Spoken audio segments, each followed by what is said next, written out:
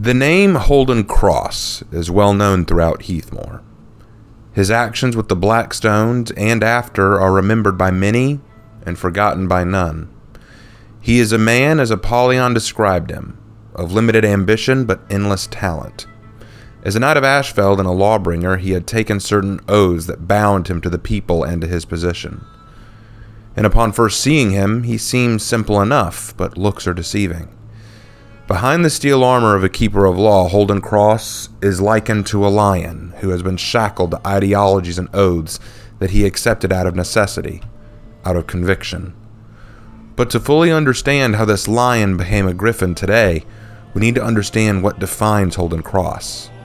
Who is the man who went from Asmodai of the Blackstone Legion to Gryphon of Chimera? Frankly, it could be argued that he himself doesn't quite know. Holden Cross was a lawbringer and a leader of the Blackstone Legion. He's well known by many, and his reputation as a warrior and a commander are noted by not only other knights, but also Apollyon herself. All leaders of the Blackstone Legion gave themselves demon names, and Holden's was Asmodai, but Apollyon notes that Cross rarely used his demon name. This is the first clue to helping us understand what Holden Cross believes in. We'll return to that point later. As we learn more about Holden Cross, we start to see a few aspects to his character that will help us understand why he does what he does. Cross has a high sense of honor. He does not believe in killing off the weak, but rather sparing lives if it can be done. He demands Daubeny turn over his fortress and spare his men twice during the first story mission, and offers Daubeny the chance to a trial by combat. Daubeny! It doesn't have to be like this! Stop! Daubeny! Daubeny! Show yourself!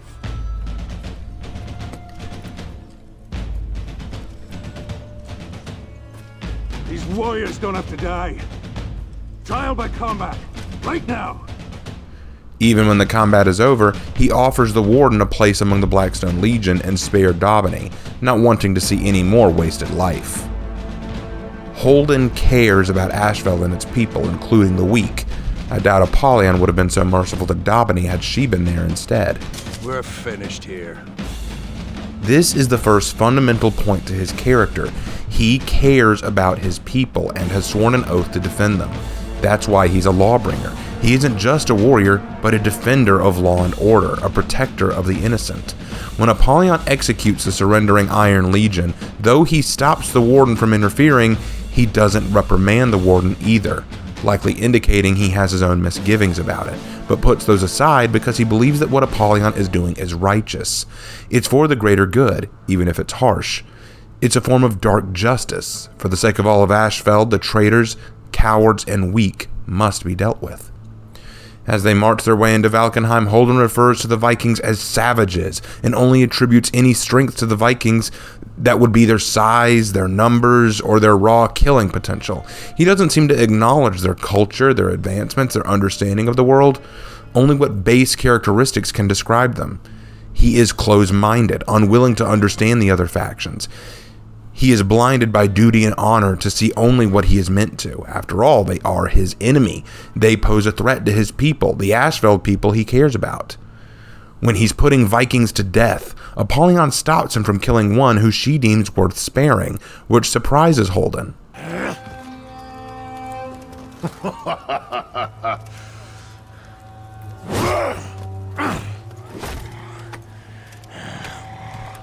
Hold!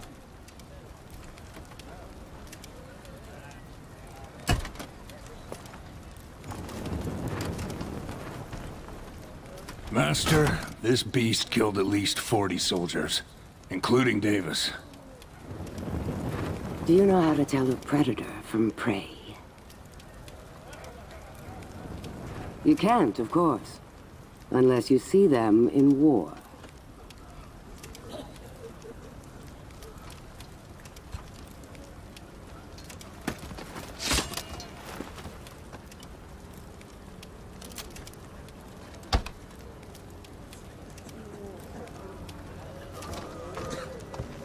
$40. Well done.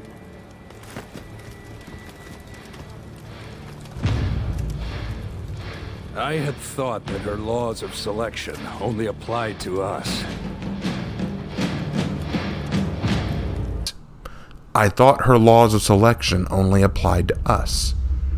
This indicates that he was willing to let Apollyon follow her brand of justice and executions upon his own people because, to him, she was preparing them for war. It makes sense. The Iron Legion had grown complacent and weak, and the Knights now needed a strong military force. Apollyon was creating that for them, and though he may not like the methods, Holden was willing to allow it to happen for the good of his home. But now, it seemed she was practicing the same thing with the other factions, making Holden wonder what her end goal was. When they're burning the food of the Vikings, Holden was shocked that Apollyon would leave any for the Vikings. Let the Vikings die, he thought. They are the enemy. They need to be destroyed. Hey. This food. Why are we not burning it all? What do you imagine the clans would do if we burned it all? They'd starve. Die. But Apollyon then revealed she had no intention of killing the Vikings, only to make them stronger, to bring out their destructive nature. In essence, she was giving strength back to the enemy. They would unite, but leave them scraps. Just enough for 2, maybe 3 clans. They will fight each other over what remains. The wolves among them will rise. We're not here to kill them.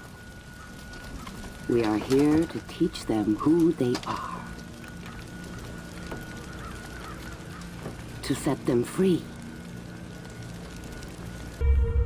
Holden would rightly be distraught. He had been fighting for what he thought was a noble cause, to protect his home and to ensure the Vikings never threatened Ashfeld again. But now he had done atrocities and horrors not to defend his people, but to help bolster the power of his enemies, to thin out their weak and to make way for their wolves. This all ties into what Holden is and what he fights for. Holden fought for the land and the people in it. He cares about Ashfeld and its people and was willing to put up with Apollyon's ideals and goals if it meant their protection. We see him in a cutscene later saying that the events of the story planning, he was planning out the war and the fighting. He doesn't understand what Apollyon's end goals are. He just goes along with them because he thinks war is essential. But now he sees. He had fought for something else and he didn't realize it. And in the end, he can't continue following Apollyon. He rebuilds the Iron Legion with the Warden, reforging it and adding to its ranks. He then launches an attack on Apollyon, and this too is a very difficult moment for him. Consider what Holden is doing here. He is still a knight. He has sworn an oath to Ashfeld, to its people, to Apollyon, and now he has not only left Apollyon's order, he has betrayed her and is launching an attack to kill her and her followers. He has fought beside these people. He's fought beside Apollyon. He fought for and with the Blackstones, and now he's killing them. He likely knows many of these people. He likely cared about many of them. Think about the times he's tried to protect them, to spare their lives, to save them, and now he's turning on his own people. And worse yet, he likely knows that there are innocents inside that castle, but that can't matter right now. Apollyon is there and she must be stopped. She betrayed him. She manipulated him, and she's trying to destroy everything he's worked to fight for. But it only gets worse. Apollyon knew Holden would betray her. She knew his character and knew the kind of man he was. Inevitably, this would be the outcome, and she was simply waiting for it to happen. There you are. And what are you doing, Holden?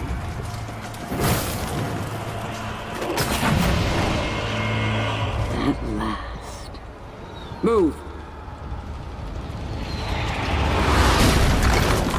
He'd been played even now. Even in his betrayal, he'd done everything as she'd wanted, and to make it worse, with her death, her plan was complete. Without a common enemy, the three factions, all furious, all bleeding, all geared for war, turned their hatred on each other, and she'd laid the groundwork for it. She'd enraged the Dawn Empire to attack her home, she'd butchered the Vikings to inspire their bloodlust, and she'd forced her own people to kill their own, and to endanger their livelihood so they would eventually turn on her too, just as Holden did. Every decision Holden made, for what he considered to be the right reasons, always ended in a crushing disaster or disappointment. He fought for the Blackstones and for Apollyon to save Ashfeld and to destroy its enemies, and instead only gave the enemies power. He rebuilt the Iron Legion and attacked Apollyon's fortress in the hopes of amending this wrong and putting down his former warlord, only for this to kick off another age of war and death that he tried so hard to avoid. He'd sworn an oath to defend his home and his subjects, only to turn on them and butcher them for the greater good in the hopes of defeating Apollyon. And then the two factions he'd cared so little about, the ones he considered savages, the samurai and the Vikings, were now holding him at their mercy and discussing peace. Holden is a righteous man, which is why he couldn't carry his demon name any longer.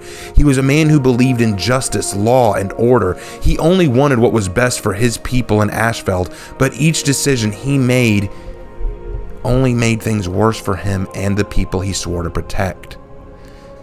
But the sins he committed against his people resonated not only in Ashfeld but across Heathmoor. After the war with Apollyon, he was mistreated and hated by the people of Ashfeld, still seen as one of Apollyon's former soldiers despite how much the warden tried to protect him. He renounced himself and became a peasant in an attempt to abandon his old identity, but even that was not enough for Ashfeld to forgive him. He would wander the world instead, leaving Ashfeld behind in search of purpose and trying to discover who he's meant to be. In Valkenheim and the Mire, he was treated with the same hatred. Though Stagander and Ayu apparently tried to help him and to offer him sanctuary, the people of these lands still did not fully accept him, and many tried to take his life. Desperate, he was searching for some kind of answer, a direction, something to stand for. It was only when he was offered a job as a mercenary that he found something of a purpose, and he traveled with this mercenary band fighting wherever and whenever he was needed. These years of fighting for various causes helped to reshape the view of him the world had. He was no longer a lion chained to the ideals of Apollyon. He was now a lion, but given the freedom of eagle wings. He was a Gryphon. I have another name. It was given to me by people who could have left me to die. But instead, they taught me the true meaning of courage. He traveled not only through Valkenheim and the Mire, but other unexplored places, interacting with the Wulin and other cultures, learning their customs, their languages, their battle arts, and their ways of life. Why though? This was the same man with so little care or interest in the Vikings he referred to them as savages. Why suddenly take an interest in these people? Because Holden, now Gryphon, still seeks an identity. Holden used to fight for a cause, an oath, a people, but now he fights for money, and money isn't worth dying for. He needs answers to who he is. What is a Gryphon? It's a beast, a legendary beast, but still only a beast. Who is he supposed to be? What is he really fighting for? Perhaps by understanding others and seeing himself through their eyes, he would perhaps understand himself. Maybe that's why he wears so many various armor styles and does his facial hair so many different ways and carries different forms of the same weapon, because he needs identity, and he seeks it through the people he learned so much from. In a very strange way, he has become more like Apollyon than he realized. In the beginning of his journey as Holden, he did not understand, nor did he want to understand the other people's groups and factions. Apollyon did. She'd traveled the world as a warden, a mercenary, and a criminal. She'd met monks, centurions, other cultures and peoples, and in doing so, she formed her own understanding of the wider world. By seeing the world, she became stronger. Holden has now done the same and was becoming stronger for it as Gryphon. He may have also learned something as well, that perhaps Apollyon's ideals weren't entirely false. Apollyon believed that war was the natural state of humanity and that the strong were meant to fight, and through this, the strong and the weak knew their place in the world. The ideals of complacency and peace get you nowhere. They are the paths to weakness and in full defiance of reality. And Gryphon has learned that Apollyon was right about one thing. Fighting was essential, but not just to determine the weak and the strong, but to move forward. After Apollyon's defeat, he tried living a quiet and meager life as a peasant in the hopes his past would just go away. But it didn't. Instead, he had to confront it. Fight to amend the wrongs and to make things right. The more he tried to hide from his past, the more it came back to haunt him. Fighting was necessary and essential. It reminded him that he was strong. So perhaps looking at her ideals a new way, Gryphon discovered a truth in Apollyon's words. A truth that would bring him back into the fight. And now he returns to find Astrea and the warmongers leading an order of Horkos to conquer Heathmore. Now imagine how this resonates with Gryphon. This woman may not be Apollyon, but she's attempting to conquer all of Heathmore, to destroy the peace that the factions had been working towards. She spread a corruption through the land, and she's preaching an ideal of social Darwinism where the weak serve the strong or die in their path, and now he's conflicted. Should he fight? Because the last time he did something like that, he hurt the people he cared about. Every decision he made as Holden Cross was met with an end result that stood in contrast to what he held dear. But now was different. He was no longer as narrow-minded and no longer limited in his ambitions or understanding of the world.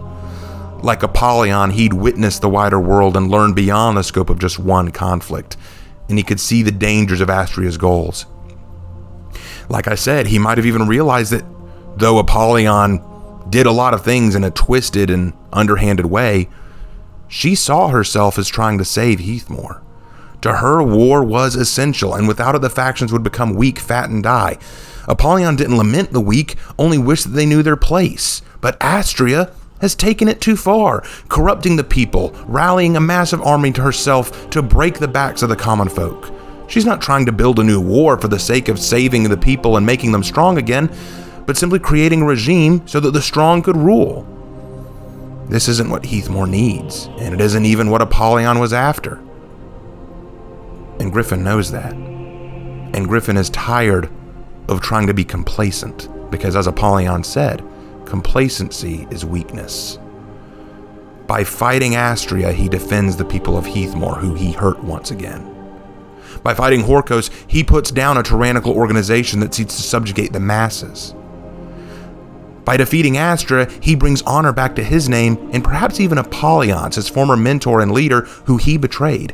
And by fighting for this cause, he can, as he says it, some believe they're fighting for power, for justice, or even for peace. Truth is, these are just fancy words, not worth dying for. Me, I'm just grateful I can still fight and breathe. But I've seen many of you out there who are not that lucky. So if you think you don't have a say in all this mess, if you're in too much pain to carry on, or if I've failed you before, let me tell you this. I've come back to make things right. For him, it's not about fighting for justice, peace, money, or power. They're not worth dying for. And after years of being a knight, a warrior, a peasant, a vagabond, an outcast, and a mercenary, Holden finally understands who he's meant to be and what he is. When Apollyon returned from her travels, she returned a demon. She saw the world and learned that war was the constant that defined humanity. She was an avenger, out to get revenge for what had been done wrong to her in her past. But Holden returned redeemed, no longer a shackled lion, but a beast of war. He saw the world and learned that humanity is not so easily defined. And now, this noble beast is going to slay the dragon at the doorstep and redeem himself and his honor. Some believe they're fighting for power, for justice, or even for peace. Truth is, these are just fancy words, not worth dying for. Me, I'm just grateful I can still fight and breathe. But I've seen many of you out there who are not that lucky. So if you think you don't have a say in all this mess, if you're in too much pain to carry on, or if I've failed you before, let me tell you this. I've come back to make things right. I will stand and I will fight for you.